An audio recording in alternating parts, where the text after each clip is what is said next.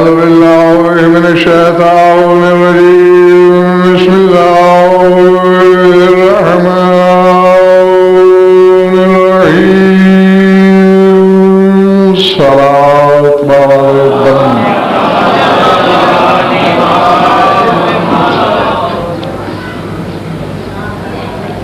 سب سے پہلے تمام مومنین کی خدمت میں عیدین سعیدین پر دلی مبارکباد پیش خدمت ہے۔ اب دوسری گزارش ہے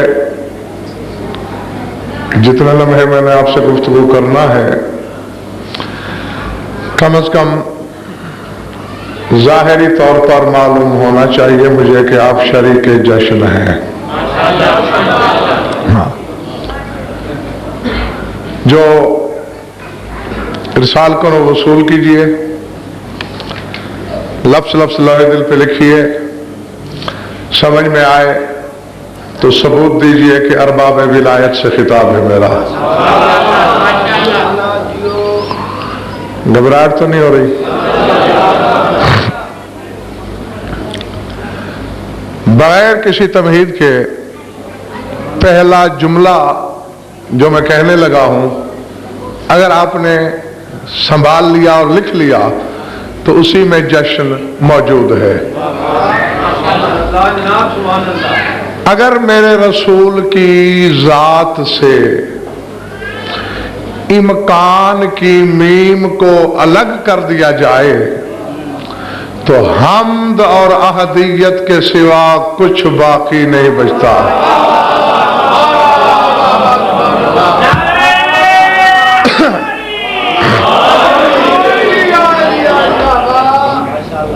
اور اس جملے نے یہ فیصلہ بھی کر دیا ہے کہ جشن کون منانے آیا ہے اور بیگار میں کون ہے۔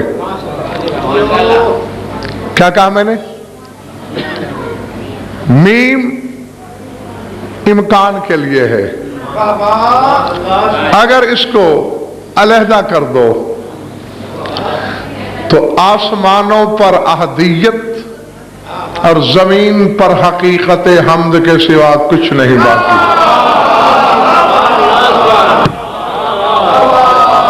کیوں؟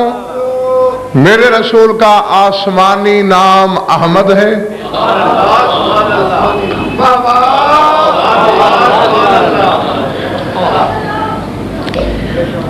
پتہ نہیں کیوں مرزا بھائی میں نہیں بتا سکتا کیوں 50,000 کے مجمع میں جو بات کہنا تھی بس وہ جبر بن کے میری زبان پہ اب آنے والی ہے جو 50,000 میں کہنی تھی۔ آسمانی نام احمد، زمینی نام محمد۔ احمد سے امکان کی میم ہٹاؤ تو باقی احد، اور محمد سے امکان کی میم الگ کرو تو باقی حمد۔ اور جو فکرہ میں نے کہا تھا نا کہ 50,000 کے مجمع میں کہنا ہے، یہ دائیں بائیں شبیہ ہیں گواہ۔ امیر کائنات نے 30,000 کے مجمع میں ایک دن ایک بات کی تھی، جن کی امانت ہے وہ سنبھال لیں۔ فرمایا انا الرجب بلا جیم وانا احمد بلا میم۔ کہا لوگوں میں رجب ہوں بغیر جیم کے اور احمد ہوں بغیر میم کے۔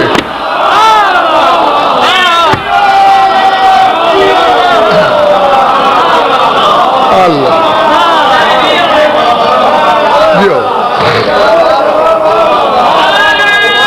جو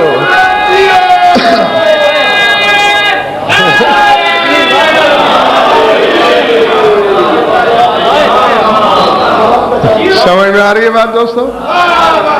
انا الرجب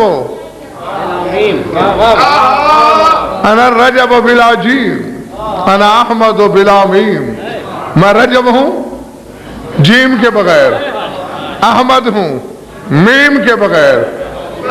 یہ حساب تنہائی میں بیٹھ کے کرنا کہ رجب سے جیم نکالو تو کیا بچتا ہے، اور احمد سے بھائی جمیل عباس میم ہٹا دی جائے تو کیا بنتا ہے۔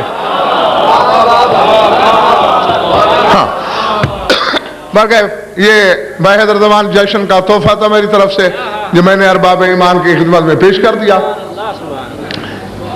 کہنے یہی لگا تھا احمد محمد، امکان کی بھی مولا کی جائے، احد، حمد، بلکہ ہر وہ شے جس کا تعلق اس کی بڑائی سے ہے، اس کی حقیقت کا عکس ہے رسول.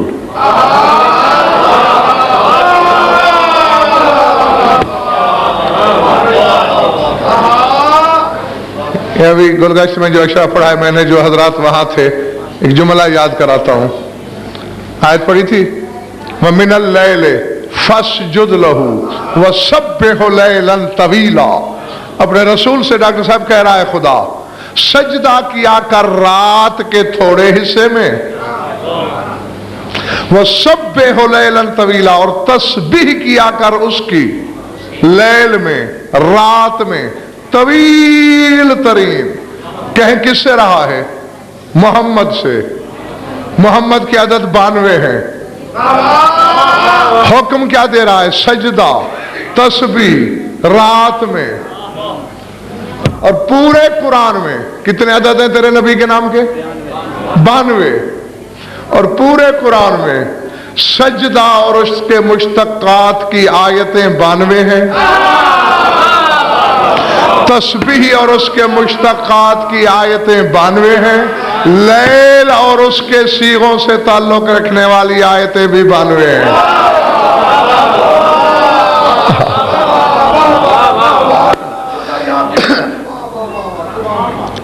یہ حقیقت قاہرہ ہے. 92 92 92 92. پھر ماننا پڑے گا حقیقت حمد صرف نہیں، حقیقت تسبیح بھی رسول، حقیقت سجدہ بھی رسول.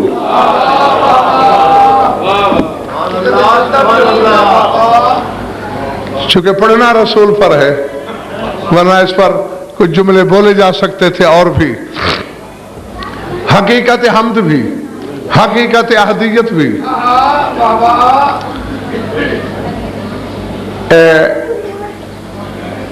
اللہ اکبر. دعائے لیلۃ المبعث میں،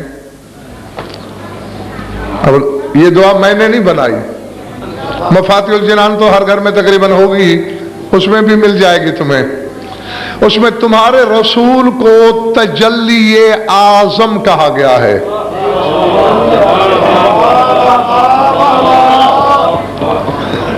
ہے نا؟ اللہم انی اسألک بالتجلی الاعظم فی ھذا الشہر المکرم.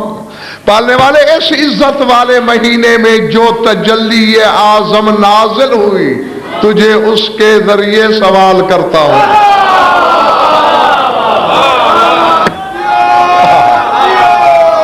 جیتے رہو.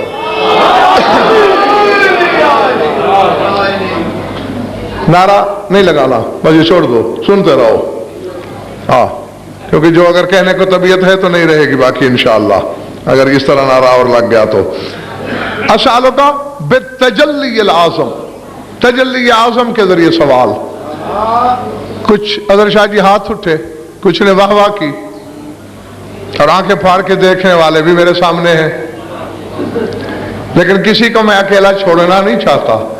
رسول کو تجلی نہیں کہا، تجلی اعظم. نہیں، ابھی بھی تم نہیں سوچ رہے. ایک ہوتا ہے کبیر، اس سے بڑا ہوتا ہے عظیم، اس سے بڑا ہوتا ہے اعظم. کبیر کہتے ہیں گردیزی صاحب بہت بڑے کو، اور جو اس سے بھی بڑا ہو وہ عظیم، اور جو عظیم سے بھی بڑا ہو وہ اعظم. تو رسول کو صرف تجلی نہیں، تجلی کبیر نہیں، تجلی اکبر نہیں، تجلی عظیم نہیں، تجلی اعظم. طور پہ جو پھینکی گئی وہ صرف تجلی تھی. العظمت للہ.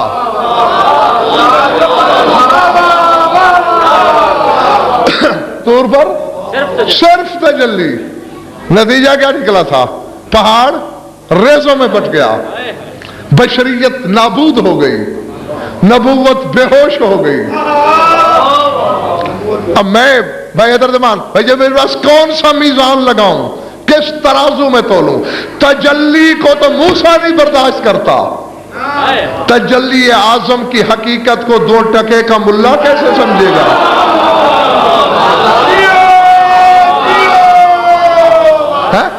ہاں 2 لگا بھائی مرتضی ملتے ہیں رسول کے زبان عصمت سے نکلے ہوئے جملوں کی روشنی میں. تجلی اول، تجلی اعظم.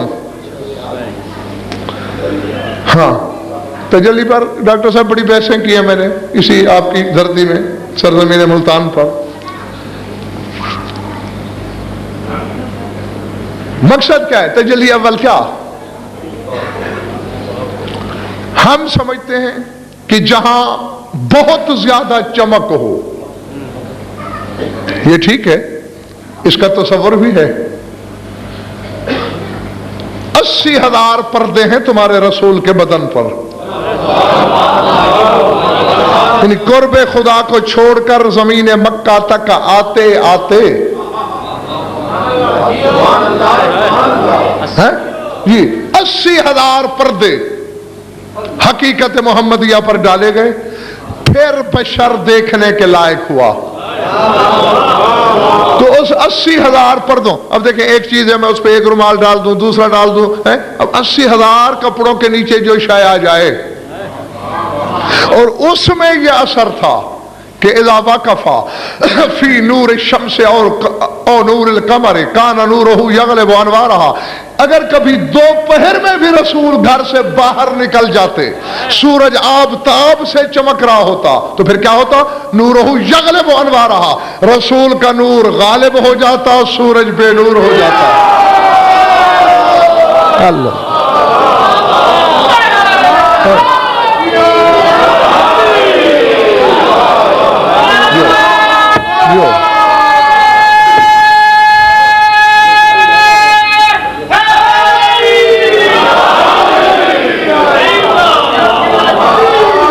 میں راضی ہوں تم سے، تم نے اپنی امانت وصول کر لی. یہ ہے 80,000 پردوں کی حقیقت. حضرت شاہ جی راز کھل رہا ہے. معراج رات کو کیوں ہوا؟ کیونکہ جو ہی رسول نے زمین چھوڑنا تھی یہ پردے یہیں ڈال دینے تھے. اگر دن میں معراج پہ جاتا رسول تو جو ہی خط استوا کے محور میں جاتا، نبوت کے سورج کے سامنے جب یہ سورج آ جاتا، بینائی چھن جاتی، وقت سے پہلے قیامت آ جاتی.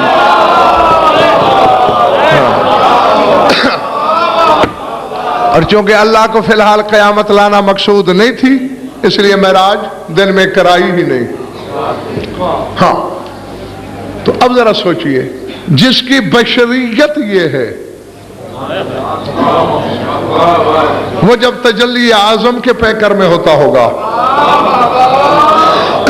تو پھر اس کی حقیقت. اور یہ ضروری نہیں کہ تجلی کا نام صرف چمک ہو، یعنی غیب کے پردے سے ظاہر ہو جانے کو کہتے ہیں تجلی. یعنی جو چیز غیب میں ہے، چھپی ہوئی ہے، جب وہ بے حجاب ہو جائے، ظاہر ہو جائے، تجلی کہلاتی ہے.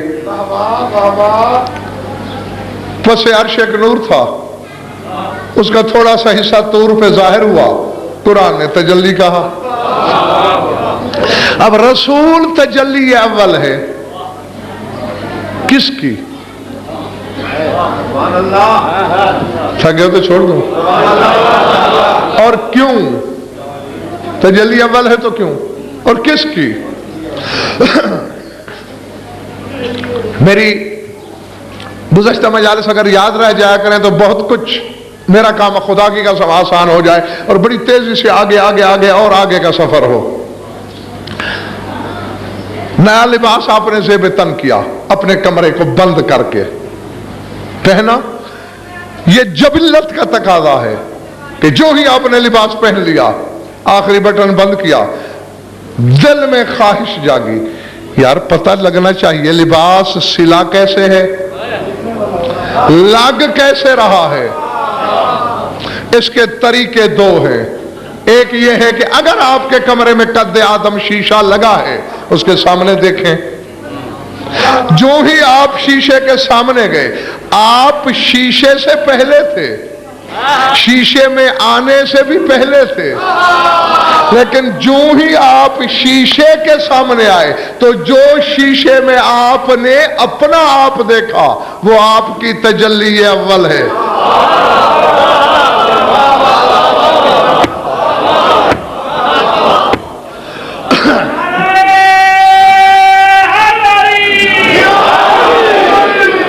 چلے تو نہیں گئے میرے دوست؟ وجود رکھتے تھے آپ، لیکن اب موجودہ لباس کا عکس جو آپ نے دیکھا، اور شیشے میں آپ نہیں تھے، عکس تھا آپ کا، وہ آپ کی تجلی اول ہے.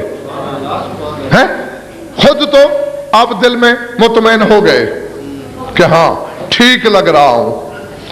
اب ایک لطیف اشارہ ہے گردیزی صاحب، اور یہاں بڑے بڑے علماء کے قدم لڑکھڑاتے دیکھے ہیں میں نے، عزت حیدر کی قسم.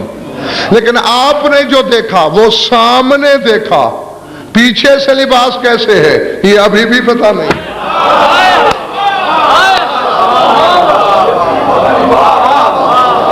یہ میں نے تو پہلے کہہ دیا تھا، اسے مزال الاقدام کہتے ہیں، قدموں کے پھسل جانے کی جگہ.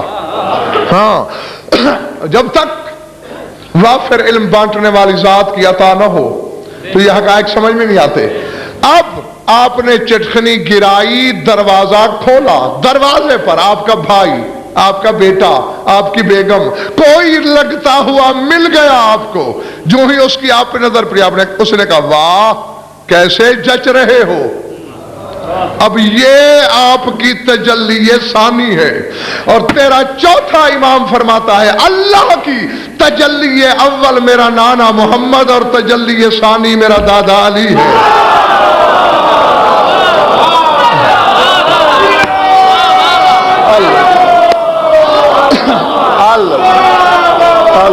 جو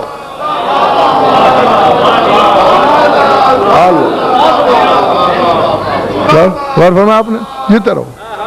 تجلی اول رسول،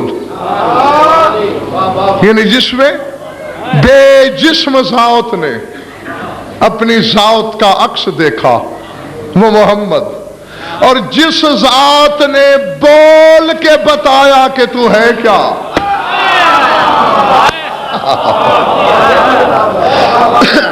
اس کا نام خیبر شکن. اسی لیے زمین پر بھی دیکھ لو، توحید پر جتنے خطبات امیر کائنات کے ہیں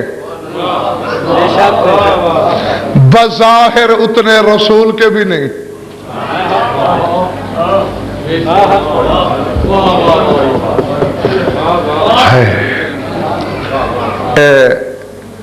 تیرے رسول کا فرمان ہے کہ جس دن قیامت ہوگی اقوم علی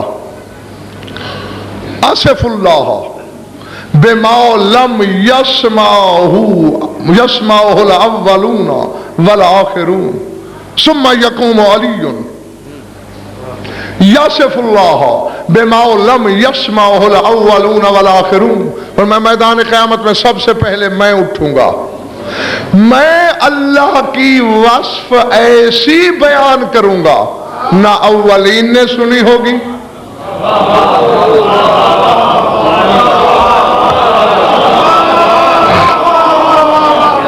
نہ آخرین نے سنی ہوگی. اور پھر میرے بعد علی اٹھیں گے، وہ اللہ کی ایسی وصف بیان کریں گے نہ اولین نے سنی ہوگی نہ آخرین نے. اب چلو ہم زیادہ دائرہ اولین کا نہ ہی پھیلائیں تو آدم تک تو پھیلے گا. یعنی آدم سے لے کر قیامت تک کی مخلوق نے اللہ کی ویسی تعریف نہیں سنی ہوگی. میں اظہر شاہ جی اپنے آپ پر بھی حیران ہو رہا ہوں کہ میں نے شروع کیا کر دیا ہے. ہے؟ کون کون سی حقیقتیں بے نقاب کرنا شروع کر دیا میں نے دھڑا دھڑ. رسول فرما رہے ہیں میں اللہ کی وہ صفت بیان کروں گا نہ اولین نے سنی نہ آخرین نے. یعنی آدم سے عیسیٰ تک بھی کسی نے نہ سنی, عیسیٰ سے غضنفر تک کسی نے نہ سنی, غضنفر سے شب محشر تک کسی نے نہ سنی. سر اٹھاؤ. گردیز صاحب قرآن میں اللہ کی صفتیں ہیں یا نہیں؟ میں نے جو کہنا تھا میں کہہ گیا. قرآن نے صفت بیان کی ہے ڈاکٹر صاحب یا نہیں کیے نا؟ رسول کہہ رہا ہے میں قیامت کے دن وہ صفتیں بیان کروں گا نہ اولین نے سنی ہوگی نہ آخرین میں. تو پھر ماننا پڑے گا کہ نبی علی دونوں بھائی قیامت کے دن جو اللہ کی صفتیں بتائیں گے وہ قرآن میں بھی نہیں ہے.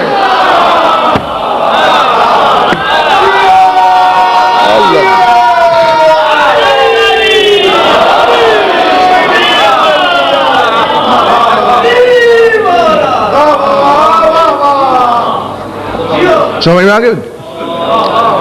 ہاں زندہ رہو.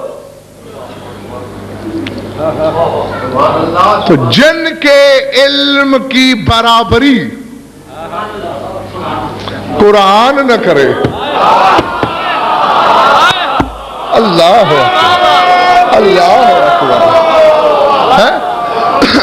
نہیں اس میں ڈرنے گھبرانے کی ضرورت اس لیے نہیں. قرآن کہاں ہے؟ سورہ قاف کو پڑھو. بل ہوا قرآن مجید فی لوح محفوظ. اللہ کہتے ہیں قرآن تو لوح محفوظ کے گوشے میں ہے. یعنی قرآن لوح محفوظ کا کچھ حصہ اور کچھ علم ہے. لوح کا سارا علم نہیں, کچھ علم قرآن میں ہے. اور یہ تو اہل سنت کے امام بوسیری نے اپنے قصیدہ بردہ میں تسلیم کیے بغیر چارہ نہیں دیکھا کہ ان من جودک الدنیا وذرتها ومن علومک علم اللوح والقلم. اے رسول تو جیسا سخی کون ہوگا جس نے دنیا و آخرت خیرات کر دی ہو.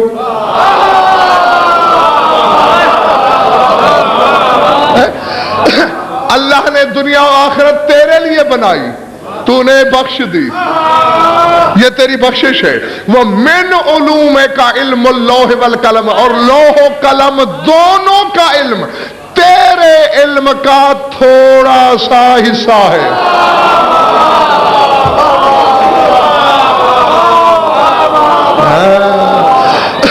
تو قرآن میرے رسول کے تھوڑے سے علم کا تھوڑا سا حصہ. ہاں تو اس لیے گھبرانے کی قطعاً کوئی ضرورت نہیں ہے کہ وہ کچھ صفات الہی بیان کریں گے جو قرآن میں بھی نہیں. کیوں؟ تکمیل عقول نہیں ہوئی تھی جب قرآن اترا ہے. ہاں اس وقت عالم دنیا کو چھوڑ کے عالم ملکوت میں ہوگا ہر شخص, عقلیں برداشت کریں گی. ہاں آخر وہ دن ایسا دن ہے نا یوم تبلی السرائر. سورہ طارق میں اللہ کہہ رہا ہے کہ چھپی ہوئی حقیقتیں سامنے آ جائیں گی. ہر شے کا پتہ چل جائے گا کہ وہ کیا ہے. حتیٰ کہ علی بادشاہ جو آدم سے لے کر آج تک, بلکہ ازل سے لے کر آج تک اور آج سے لے کر شب قیامت تک سر مستتر ہے, راز الہی ہے, علی کا بھی قیامت کے دن پتہ چل جائے گا کہ علی ہے کیا.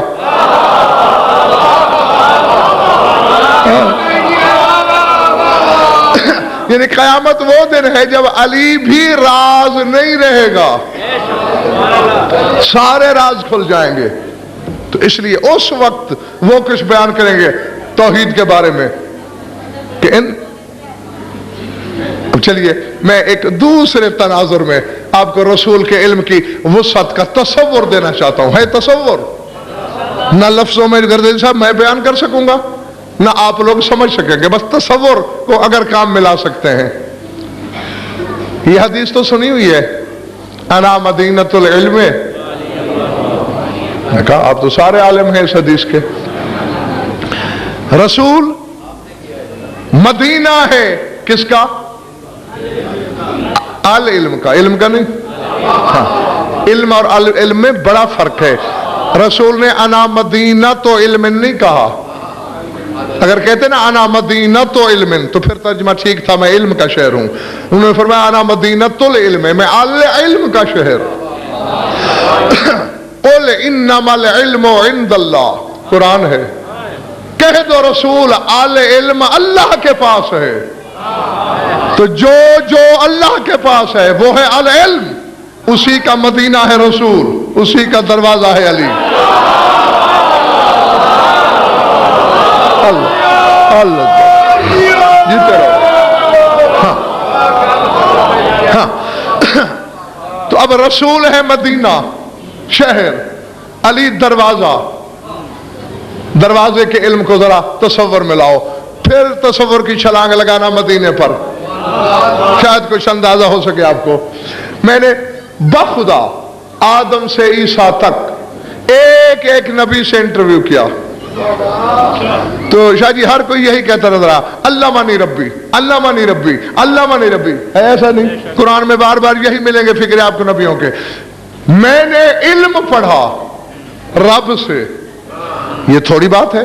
ہم پڑھتے ہیں بشر سے، وہ پڑھتے ہیں رب سے. یہ بہت بڑا کمال ہے کہ وہ تحصیل علم میں بشر کے محتاج ہی نہیں. عیسیٰ 2.5 سال یا 3 کے تھے. حضرت مریم نے صلاح کی اپنے قبیلے والوں سے کہ بچے کو پڑھنے نہ بھیج دیا جائے.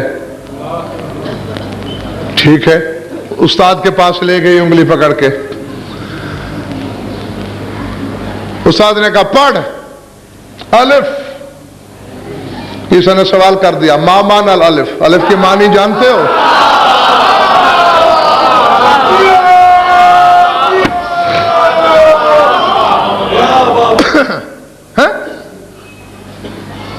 وہ حیران ہو گیا. انہوں نے کہا بچے میں حروف ابجد تمہیں پڑھا رہا ہوں، الف بے جیم دال پڑھ.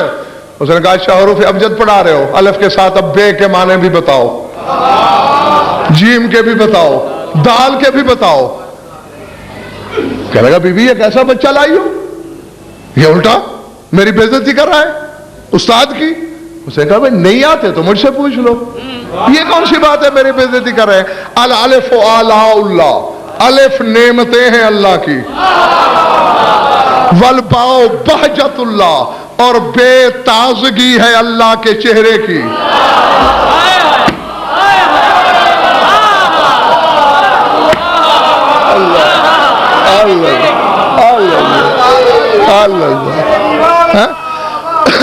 والباء بہجت اللہ، شادابی تازگی ہے اللہ کے چہرے کی. والجیم جمال اللہ، اور جیم جمال ہے خدا کا، خوبصورتی. والدال دوام اللہ، اور دال دلیل ہے کہ وہ ہمیشہ سے ہے، ہمیشہ رہے گا. استاد نے اٹھ کے کان پکڑ لیا، اس نے کہا بی بی یہ تو پڑھایا ہے، ہمارے پڑھانے کا نہیں. تو اسی لیے میں نے کہا تھا کہ ان کے لیے یہی شرف بڑا ہے کہ وہ کہیں اللہ مانی ربی. تھک تو نہیں گئے ہو؟ مجھے مومن کی تھکن سے بڑا ڈر لگتا ہے بھائی، کہ ہمارے پڑھانے کا تو محتاج ہی نہیں، لے جاؤ اسے.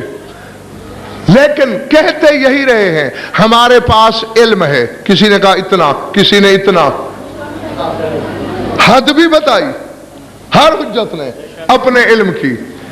ہاں اس سے زیادہ ہے، فلاں سے کم ہے. اس چیز کو جانتا ہوں فلاں کو نہیں جانتا. یہ بھی کہا الفت ہر ایک نے یہی، میں عالم ہوں، میں عالم ہوں، میں عالم ہوں. شاگرد اس کے منبر سے لے کر نجف اشرف کا حوضہ علمیہ تک بھائی جمیل عباس کا ظفر چیلنج کر کے کہنے لگا ہے. آدم سے عیسیٰ تک ہر کوئی کہتا رہا میں عالم، میں عالم، میں عالم. حوالے بعد میں ڈھونڈتے نہ رہنا معانی الاخبار میں.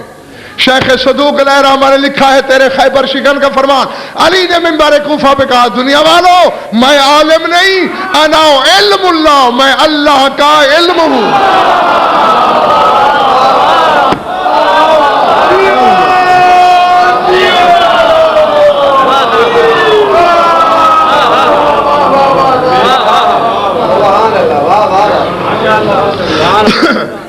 سمجھ میں آ گئی بات دوستو؟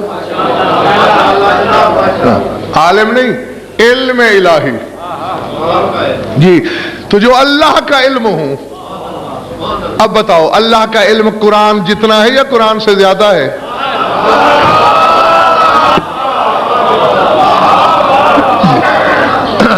جو میں دیکھ رہا تھا نا کہ بعض احباب پریشان ہو گئے تھے کہ حضرت نے کیا کہہ دیا کہ وہ خطبہ پڑھیں گے، اللہ کی وہ صفتیں بیان کریں گے جو قرآن میں بھی نہیں ہے، چونکہ یہ علم الہی ہے، اور علم الہی کے مقابلے میں قرآن کا علم ایک ذرہ بھی نہیں بنتا ہے۔ وہ جز لا یتجزا ہے، یہ کل ہے، وہ فرع ہے، یہ اصل ہے، وہ محتاج ہے ان کا، یہ محتاج نہیں قرآن کے۔ دردے صاحب قرآن محتاج ہے کہ علی مجھے پڑھے، علی محتاج نہیں کہ نازل ہو تو پڑھوں۔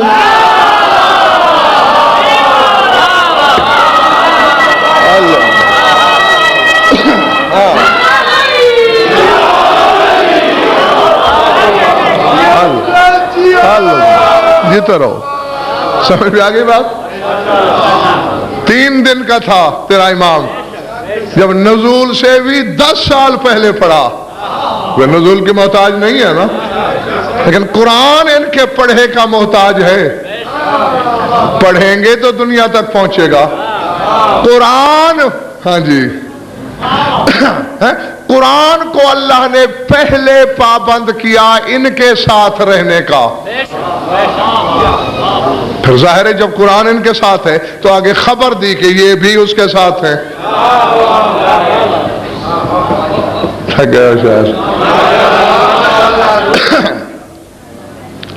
پھر آئے وہی تجلی اول رسول، بول دو نہیں کی بات، اور تجلی ثانی امیر المومنین، رسول نے اس ذات کو اپنا عکس دکھانا ہے، اور علی نے کر سب بتانا ہے کہ تو کیا ہے۔ یہ تو زمین پہ جو علی نے بتایا، کبھی مکے میں، کبھی مدینے میں، کبھی کوفے میں، کبھی بصرے میں، کبھی زین دلدل پر، کبھی میدان جنگ میں، 14 صدیاں ڈاکٹر صاحب گزر گئیں۔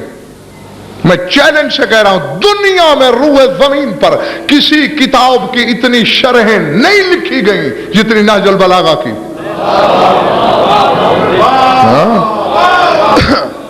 دیکھو جی، نہیں میں چیلنج کر رہا ہوں، پتہ ہے یہ شیعہ تفسیر ہے، یہ سنی تفسیر ہے نا، نہج البلاغہ وہ جادو ہے، شیعہ علماء نے اس کی شرحیں الگ لکھی، سنی علماء نے الگ لکھی،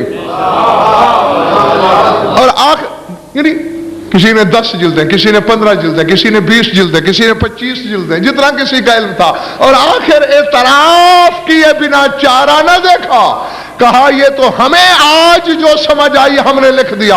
علی کا کلام بھی کلام الہی کی طرح اسرار کے پردوں میں ہے، قیامت تک حل ہوتا رہے گا کہ علی کہہ کیا گئے ہیں۔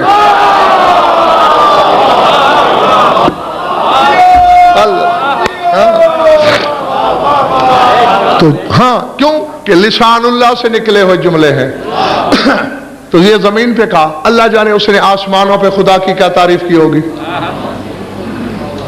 اللہ جانے پھر اس نے کبریائی کی تنہائی میں کیا تعریف کی ہوگی، اللہ جانے اس نے رسول کے سامنے کیا تعریف کی ہوگی۔ اب علی کی وہ زبان جس کے جملے صدیوں میں کامل شرح کا منہ نہیں دیکھ سکے، کیا نظر آیا بھائی مرتضیٰ اس علی کو اس رسول میں؟ میں پھر وہیں واپس آ رہا ہوں جہاں پہلا جملہ بولا تھا، یہ دفن کس نے کیا تھا رسول کو؟ سوچنے والی بات ہی نہیں ہے۔ فخر سے دربار میں خطبہ احتجاج پڑھا، ایکم غیری من سول نفس رسول اللہ علیہ صدرہ، کون ہے تم میں ایسا کہ آخری ہجکی کے وقت نفس رسول جس کے سینے پہ بہا ہو؟ تو میں ہی تو تھا۔ ایکم غیری من غسل رسول اللہ، کون ہے میرے سوا تم میں جس نے رسول کو غسل دیا ہو؟ अय्युकुम गैरी मन वहरा जसदहु फी हुफरतिही, कौन है तुम में से ऐसा जिसने उसे लहद में उतारा हो मेरे सिवा। तो ये सारे काम मत थकना ना, तुमसे कहीं ज्यादा जल्दी में हूं मैं बखुदा, मुझे काफी सफर करना है अभी। उतारा, मिट्टी जब बराबर की, कुछ दर्जे सब कब्र पे लिखा अंगुश्ते विलायत से, इधर लिखते रहे, कुछ अर्श की जाने मुंह उठा के कहते रहे। हाँ, आज इस पे बहस नहीं कि लिखा क्या, क्योंकि तुमने पीछे ना देखा होता तो शायद मैं उस पे जुमला बोल देता, लेकिन अब मैं जो मुंह से कहा उस पे थोड़ी सी बात करना चाह रहा हूं। भाई मरतब मेरी जिम्मेदारी पढ़ना है, क्या पढ़ना है ये फैसला मैंने करना है। ये सामईन ने नहीं करना। हाँ जी, कहते अल्लाहुम्मा, पहला जुमला बोला क्या था मैंने, मीम इमकान की हटा दी जाए, आ गया याद, आसमानों पे आहद, जमीनों पे शादबाश जीते रहो, हम तो बचता है। मां फरमा रहे अल्लाहुम्मा हाजा अव्वलुल अदद व साहिबुल अबद व नूरुकल लज़ी क़हरत बिही गवासिकल ज़ुल्म व बवासिकल अदम लका व मिनका बेका व इलैका रूहुहु नुस्खतुल अहदियत फिल्लाहु।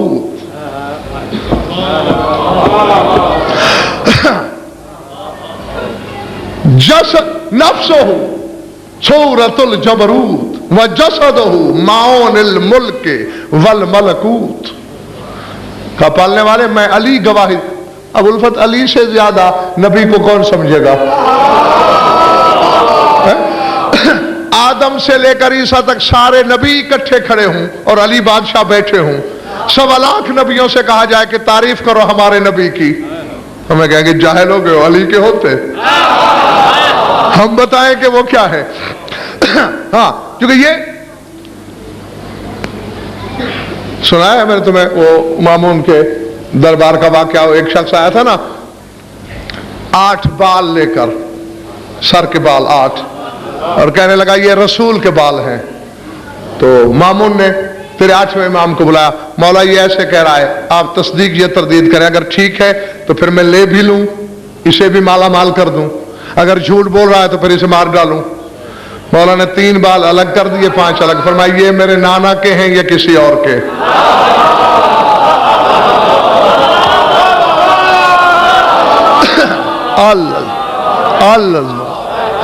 नहीं, अब चूंकि दुश्मन तो था ही ना, हालांकि बुलवाया फैसला करने के लिए कि आप फैसला करें कि रसूल के हैं या नहीं। फिर हसद की आग भड़की, कहा है आप तो थे ही नहीं अपने नाना के जमाने में, आपने तो देखा ही नहीं रसूल को, आपको कैसे पहचान के ये बार रसूल के हैं। मेरे मौला ने मुस्कुरा के फरमाया जाहिल, मुझे देखने की जरूरत क्या है, जो हकीकत इन बालों की है वही मेरी है।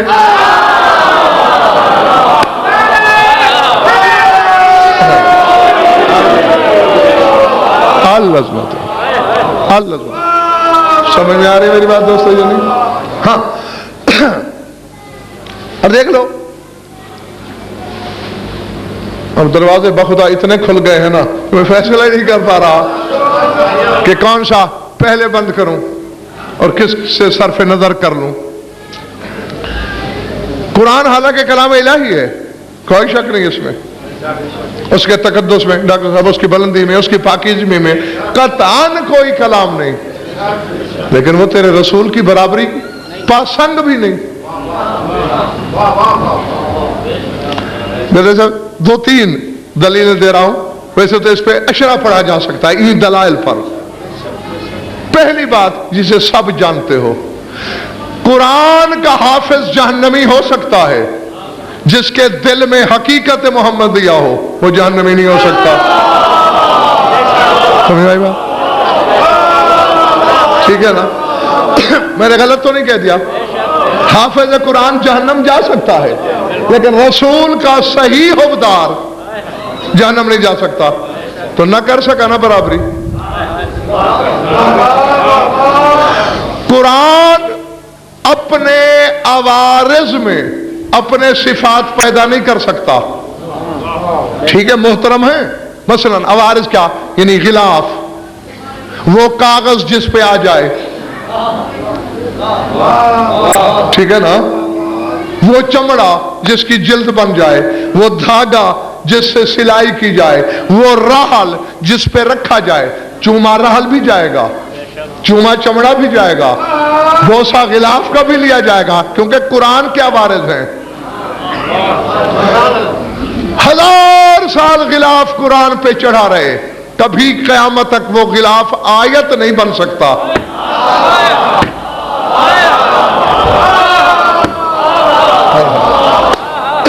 ٹھیک ہے نا؟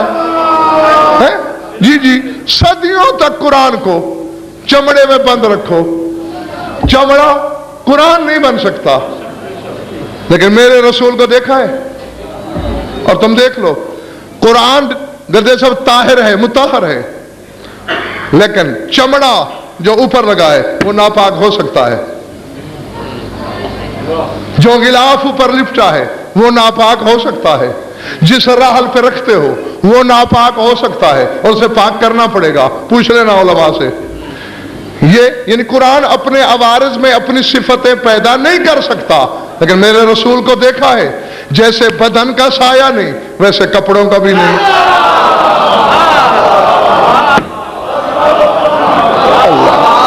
اللہ سمجھ میں آ رہی بات جانی؟ جو حقیقت جسد رسول کی ہے وہی کاٹ کے پھینکے ہوئے بالوں کی ہے. اسی لیے تو میرا مولا رضا کہہ رہا ہے کہ جو حقیقت ان بالوں کی وہی میری، یعنی اپنی حقیقت کے ساتھ بالوں کی حقیقت کو مثال دیا. میں نے کہا نا کہ کپڑا، چمڑا، لکڑی آیت نہیں بن سکتی، لیکن رسول کا اترا ہوا ناخن بھی رسول ہے.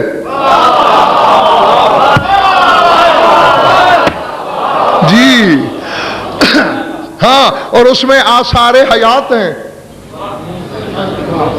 ایک دن تمہارے رسول نے ناخن اتارے، 10 انگلیوں کے، ہاتھوں کے اور 10 پاؤں کے، اور ایک کپڑے میں لپیٹ کے جناب خدیجہ سے کہا کہ اسے کہیں محفوظ جگہ پہ دفن کرا دینا. بی بی نے الماری میں رکھ دیے. رات کو تجلیات اور قرآن کی تلاوت کی آوازیں آ رہی ہیں، پروں کی سرسراہٹیں اٹھی، فرشتوں کے غول آ رہے ہیں، جا رہے ہیں، اور وہی ناخن قرآن کی تلاوت کر رہے ہیں.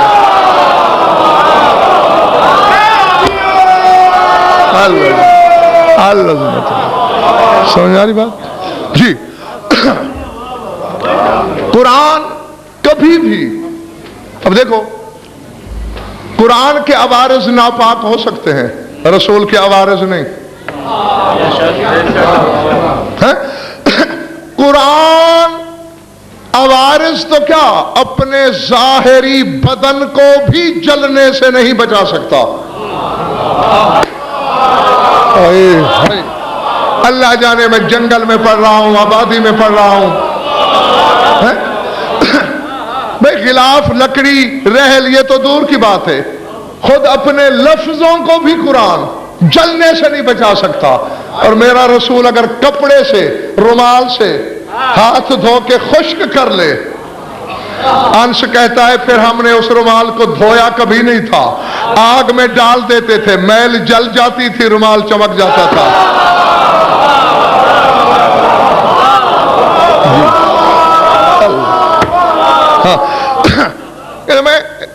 ایک دو مثالیں میں نے تمہاری خدمت میں پیش کیا، ورنہ میں نے کہا اس پہ تو اشرا پڑھا جا سکتا ہے پورا. قرآن خود عالم بالا سے آیا ہے، جا سکتا ہے، عوارض کو لے کے نہیں جا سکتا. پڑھ لو کتابیں. میرے کہے پہ بھروسہ نہیں کرتے مت کرو. ہاں میں اپنا آپ منوانے آیا ہی نہیں، یہ میرا مقصد ہی نہیں. ہاں میں تو 14 منوانے آیا ہوں، جیسے 14 اس کو منوانے آئے. سر اٹھانا، بے شک جا کے تحقیق کر لینا، پوچھنا کہ یہ حدیث ہے یا نہیں کہ قیامت سے کچھ دن پہلے قرآن چلا جائے گا واپس آسمانوں پہ۔ کیسے؟ لکھا ہوا چھپا ہوا قرآن گھر میں رکھو گے، کھول کے دیکھو گے خالی کاغذ پڑا ہے، آیتیں غائب۔ جی یہ تیرے رسول کی حدیث ہے ڈاکٹر صاحب، میں خود نہیں کہہ رہا اپنی طرف سے، خالی کاغذ، حتیٰ کہ حافظوں کے سینے خالی ہو جائیں گے، جن کو یاد ہے دماغ سے مٹ جائے گا، یعنی دماغوں سے اٹھ کے چلا گیا، سینوں سے نکل کے اڑ گیا، کاغذ سے اٹھ کے اڑ گیا، لیکن نہ کاغذ کو ساتھ لے جا سکا، نہ لکڑی کو ساتھ لے جا سکا، نہ چمڑے کو ساتھ لے جا سکا۔ یہ برابری کرے گا میرے رسول کی جو شب معراج جوتی کے چمڑے کو بھی عرش پہ لے گیا۔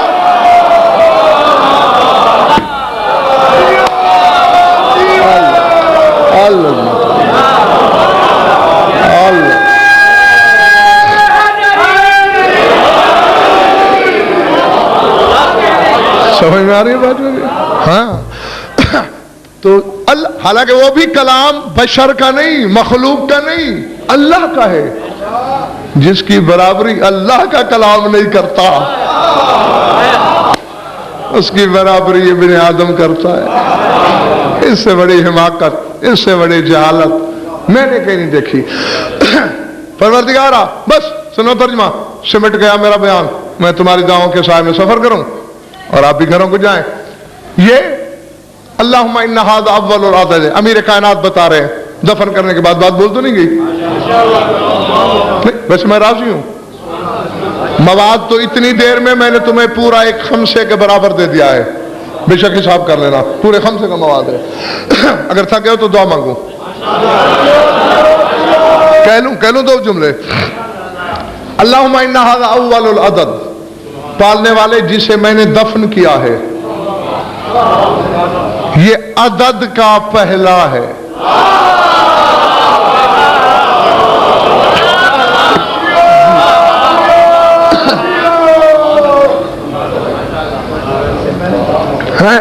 اور عدد کا پہلا کیا ہوتا ہے؟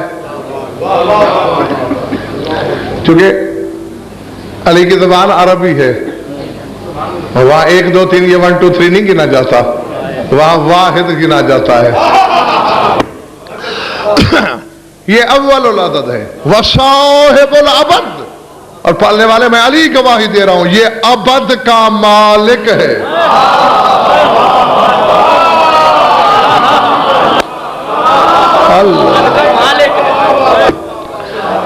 ازل ابد دو لفظ سنے ہیں نا، ازل جس کی ابتدا کا پتہ نہ ہو، ابد جس کی انتہا کا پتہ نہ ہو۔ ازل اس وقت کو کہتے ہیں اللہ تھا، مخلوق نہیں تھی۔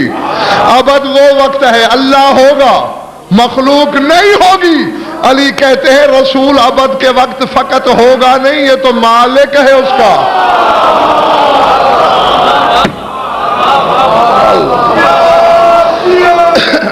العظمت العظمت جیتے رہو۔ اب اس فکرے کو غور سے سننا ہے۔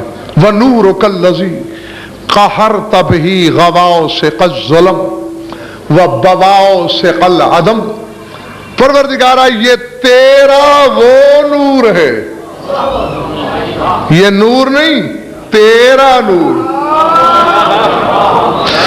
نور اور اس کے نور میں بڑا فرق ہے۔ نور بے نور ہو جائیں گے گردے صاحب۔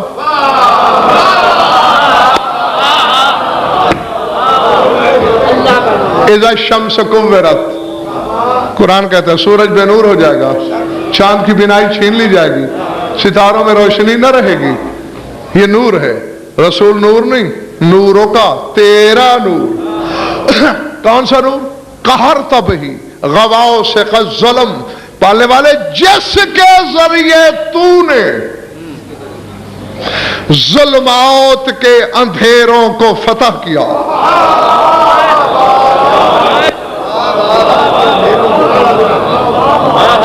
کچھ پلے پڑی میری بات؟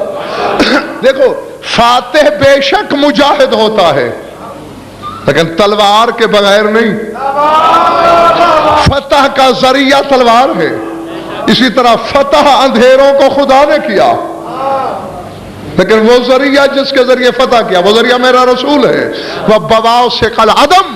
اور علی فرما رہے پالنے والے میں گواہی دیتا ہوں یہ وہ ہے جس کے ذریعے تو نے عدم کی منہ بند کلیوں پہ غلبہ پایا.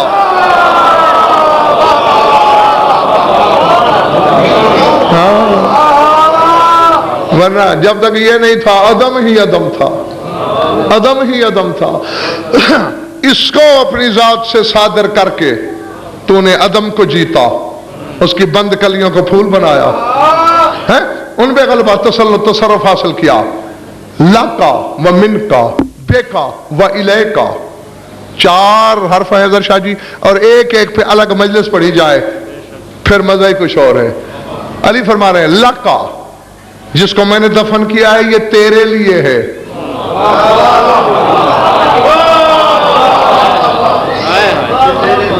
نہیں بڑا شوق ہے نا تمہیں رسول جیسا بننے کا.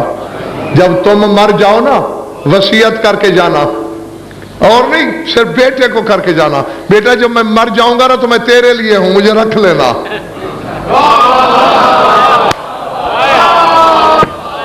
جو مرا ہوا بھی اس کے لیے ہو.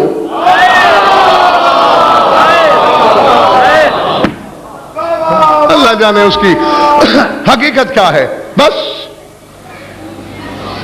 بہت تصور سے پہلے سمیٹ دیا ہے میں نے اپنے بیان کو.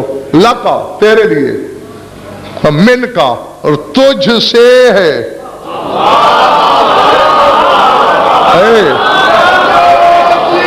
بیٹھے ہو ملتان والوں چلے گئے. انی خالق بشرم من طین. آدم کس سے ہے؟ من طین، مٹی سے. رسول من کا تجھ سے. نہیں تیرے مولا کا فرمان نہ ہو زبان کٹوا دوں، ترجمے میں خیانت رہو، ڈولی کھاؤں، نا میزان عقل میں تول. آدم من طین یا من تراب، اور علی کہہ رہا ہے من کا تجھ سے.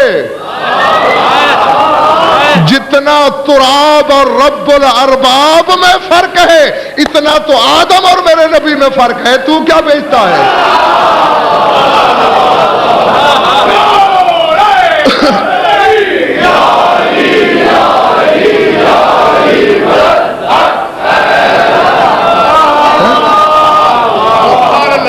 العظمت للہ.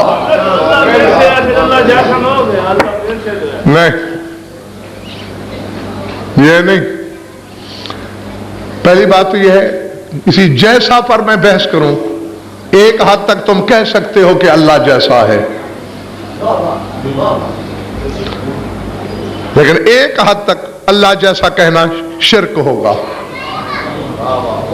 اس لیے میں کہا کرتا ہوں نا یہ تلوار کی دھار سے زیادہ باریک مرحلہ ہے جہاں 14 کا مسکن ہے. ایک لحاظ سے درست ہے کہ اللہ جیسے ہیں، لیکن دوسرے لحاظ سے شرک ہے کہ اللہ جیسے ہیں. ویسے تو یہ بات طے ہے کہ جو کسی جیسا ہوتا ہے وہ کم از کم وہ تو نہیں ہوتا نا.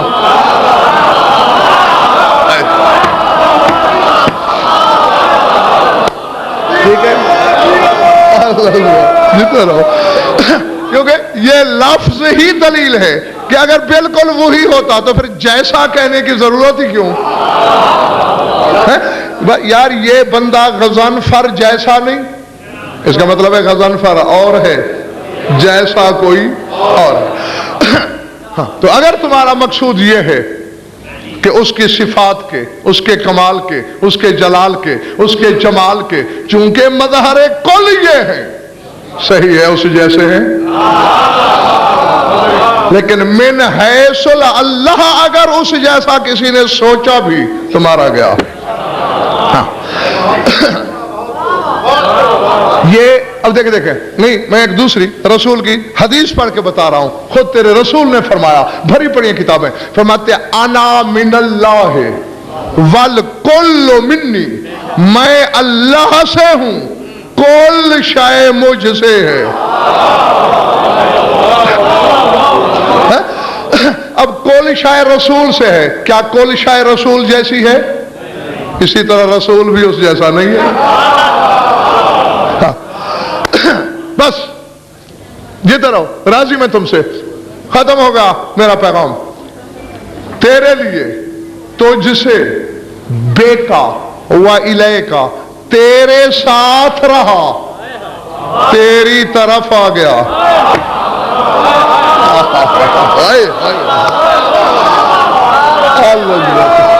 العظمت للہ. بے کا و الیہ کا، تیرے ہی ساتھ رہا، الگ تو تھا ہی نہیں، اور تیری ہی طرف لوٹ کے آیا. ہونا بھی ایسے چاہیے. اس کی مثال بالکل وہی ہے. سورج جب نکلتا ہے، نکلتے ہی شعاع نہیں ہوتی، صرف سورج ہوتا ہے. لیکن اس وقت نہ اس کی معرفت ہو سکتی ہے، نہ اس کی صفات کا پتہ چل سکتا ہے. بس ایک سرخ رنگ کا، شنگرفی رنگ کا تھال سا نظر آتا ہے. 8 منٹ اور 26 سیکنڈ کے بعد سورج کا تعارف ہوتا ہے، پہلی شعاع جب زمین کو چھوتی ہے. سمجھ میں آ رہی بات میری یا نہیں؟ جی. اب یہ جو شعاع ہے، یہ سورج سے خلق نہیں ہوئی، سورج سے صادر ہوئی ہے. اور شعاع سورج بھی نہیں ہے،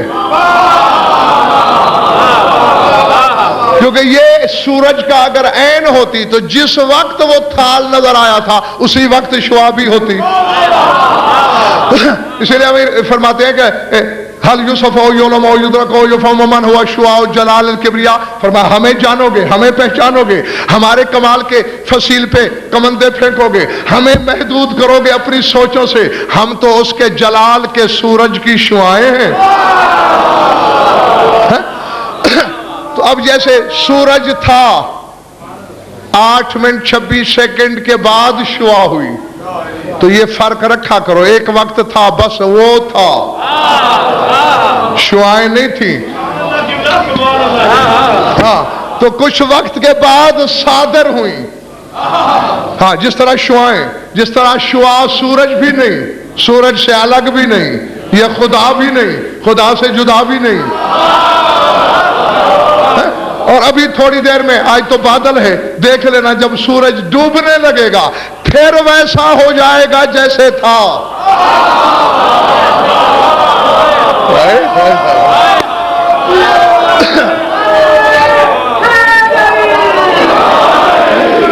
پھر ویسا جیسا تھا.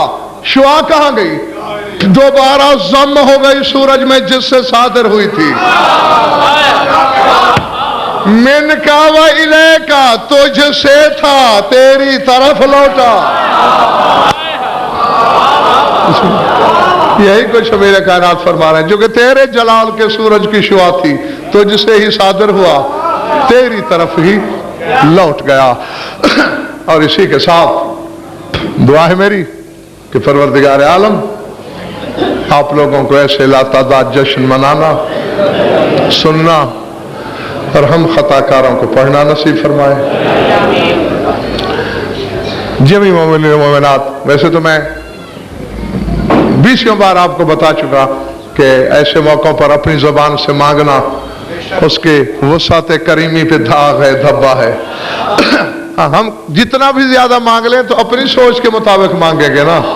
ایسے موقعوں پہ تو بس یہ کہنا چاہیے کہ پالنے والے، آنے والے کی جتنی خوشی ہے تجھ بے دل کے دل میں، اور اس کی خوشی کے صدقے میں تو جو لٹا سکتا ہے، عطا کر سکتا ہے، ہماری جھولی پھیلی ہوئی ہے، اس میں ڈال دے.